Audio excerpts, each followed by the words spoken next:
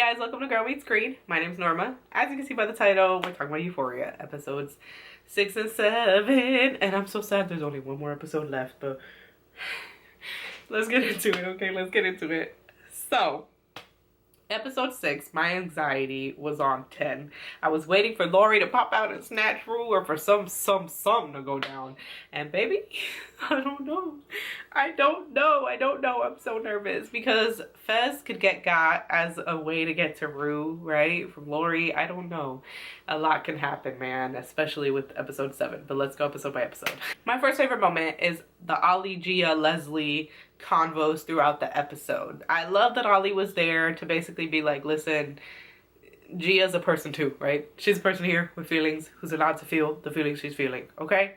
She's allowed to be upset. She's allowed to be untrusting. She's allowed to tell her what's up. Then we have Nate and his mom, and I thought that was an interesting moment because like my interpretation of that was like him, I think maybe like a realization moment for him of like, okay, so maybe my dad, I can't like blame him for everything type of, right? Because he's trying to say like, I was only mad when dad was around, and his mom's like, bruh, you choked a girl out, like now you're trying to choke me out, like what's up? Like his mom really was like, she was a hot mess though too. We ain't gonna act like his mom's all good, but point is I think he was realizing like, oh, like I may have some issues here too, which I think bring us to what happened later in the episode. So moving on to Ethan and Kat's scene, I'm just going in order of what happened throughout the episode. Kat fakes a brain injury as to why she's breaking up with it. I don't know. It was bad. It was bad. Because he caught on and then she just doubled down and was like trying to say he was gaslighting her, but it was her gaslighting him, and it was just what's going on here. I don't know if it has, because I've heard all the talk about she got into it with Sam, the director dude, and like her scenes were cut or whatever. And so I don't know if how she was written in this is because of that, or if that happened after the fact or what.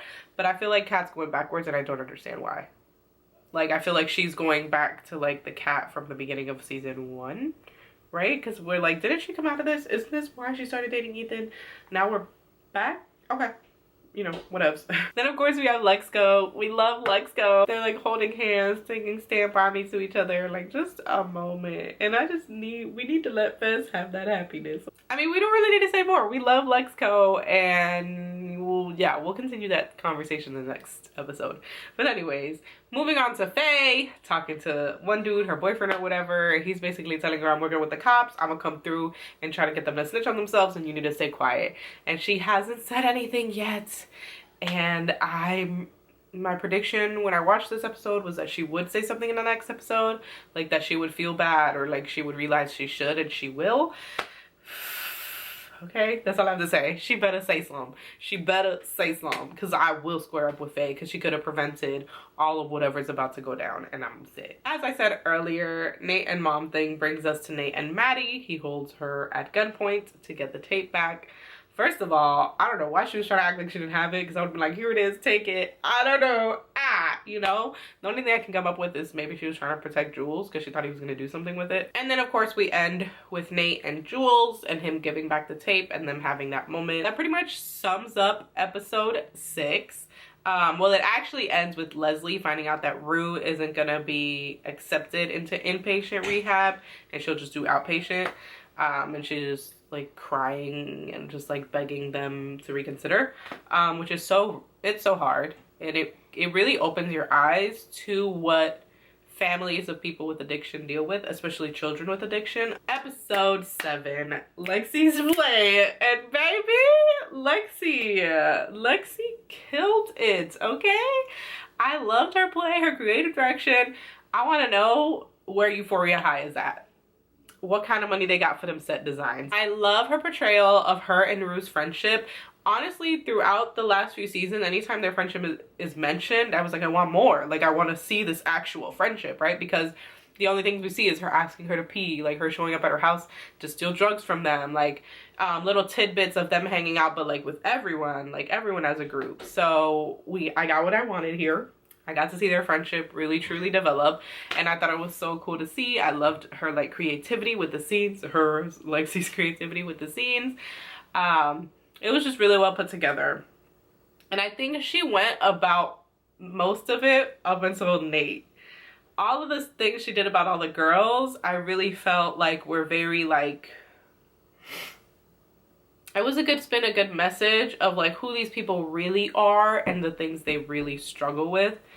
And so like with her and Rue, she didn't portray it as just like this drug addict who like took my drugs and made me pee in a bottle. It was like, this was my friend and she was dealing with this thing that was beyond me and a lot of us, you know, like I really loved that approach. And then on top of that, the way she showcased Cassie and Maddie, where she could have took this twist of like my sister, the bimbo who like, you know, is all about looks, and instead she took this twist of like, I wished I was like her, but I also can't imagine the things she's dealing with.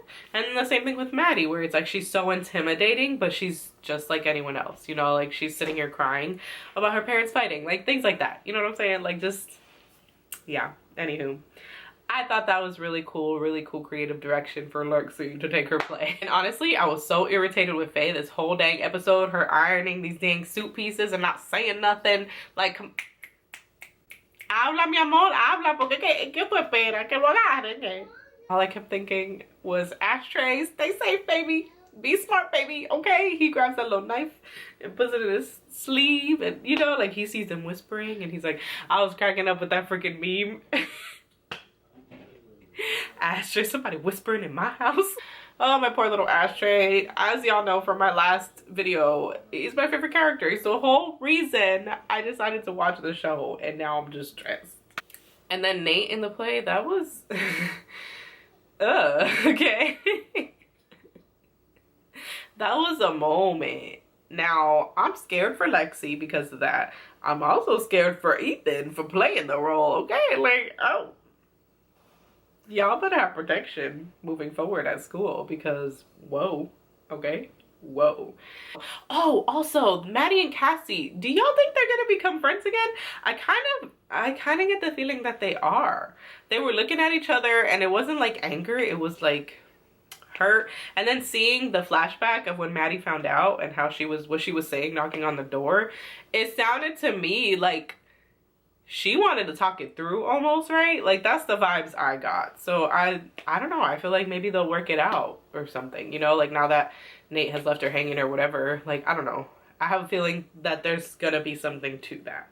Speaking of Cassie, homegirl has lost all her marbles. That scene where her face in the glass was scary as hell, okay? I was like, she about to come under here shooting, like what is she doing? Somebody help her. So I don't know, which is so interesting because it's like she didn't portray you any sort of way, it's just him. And if he's leaving you for, like, come on girl, just wake up. But I know she just wants to feel loved. Honestly, I also think she's dealing with a lot of like emotional, mental things because of the decision to have that abortion. I know it's been a while, but as I said, it's a big thing to deal with, especially when you're young. Now we're gonna get into episode 8's promo and my predictions moving forward, and I'm so stressed out I want to cry a little bit. So we see Maddie chasing Cassie and everyone's like recording and stuff in the gym, in the theater. I think Cassie was coming in to attack LEXI and Maddie steps in like, what are you doing? And so, you know what I mean? You know what I'm trying to say? Like she's chasing her down like, you're bugging.